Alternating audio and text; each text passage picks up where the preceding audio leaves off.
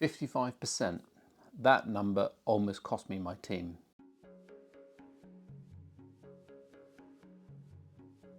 When I bought my cafe, my profit margin was at 55%. The industry standard is 65 to 75%. The cafe that I bought was owner operated, a couple of staff employed to cover all of the basics, but I wanted a fully managed cafe. A 55% gross profit margin was no way going to cover labour, rent, utilities, rates and so on. I saw two quick obvious fixes. One was to cut the team that I've just inherited. The other option was to hike prices, menu prices up to try and recover some of the costs. I didn't like either of those options. So how was I going to close a 10% gap without doing anything too drastic? To answer that, we need to understand the number itself.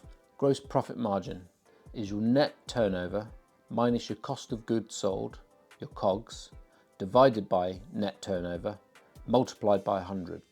So let's say you turn over £10,000 and your cost of goods sold, your COGS, are £5,000, then that would exactly equal 50% gross profit margin. For every £1 that a customer spends, 50p was the ingredients and the packaging that it costs to make it, and the other 50p goes to labour, utilities, rates and all the other costs. Whatever is left of that 50p is your net profit, and we hope there is some left. It's not always the case, I know. I managed to increase my profit margin without firing staff and without hiking up prices. I tweaked various small levers one at a time and the number moved on its own. Knowing which levers actually worked meant tracking the gross profit margin properly. So which lever do you think moved my margin the most? Well, pricing helped for sure. Ideally, every menu item would have a gross profit margin of 65% or more. But a 5% increase on menu items across the board is going to help move the needle. Menu pricing is a big job.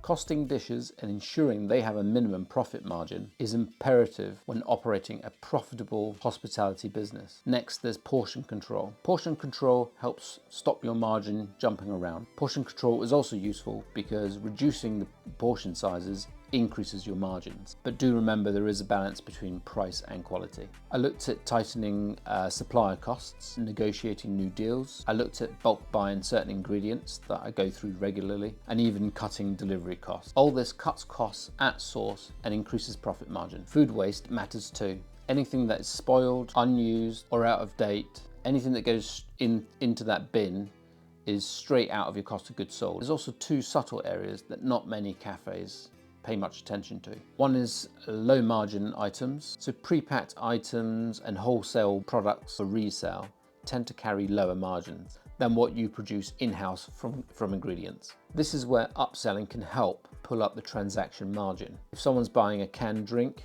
can you sell them a slice of in-house made cake? If someone's buying a slice of wholesale bought cake, can you upsell them a hot drink to go alongside it? Perhaps even a meal deal can help bring up the margin of the total transaction value. Lastly, there's supplier costs increase. Let's say you've been ordering the same ingredients from the same supplier for the past 3 years. What you haven't noticed is that the cost has been creeping up faster than you have increased the menu price. This stealth cost increase erodes the profit margin over many dishes. So how did I know that I had a problem? Well, I knew 55% wasn't a great profit margin, but the only way I knew for sure that I was making a difference and could track the changes is by tracking the gross profit margin itself. Now, you don't need to be a numbers geek to do this, but I am. Don't know what that says about me. But I would track this religiously in Excel every single month. I now use an app called Café Coach KPI. Much quicker, a lot less thought. I just put the figures in each month and it shows me red, green or amber for that month and tracks it over time. So I don't have to think much about it now. And when I make little tweaks here and there, all I have to do is wait for the next month to see what difference, what changes that's made. And this is how I know that my cafe is at 66% profit margin now. I'm comfortably in the healthy range and I got there without having to fire anyone.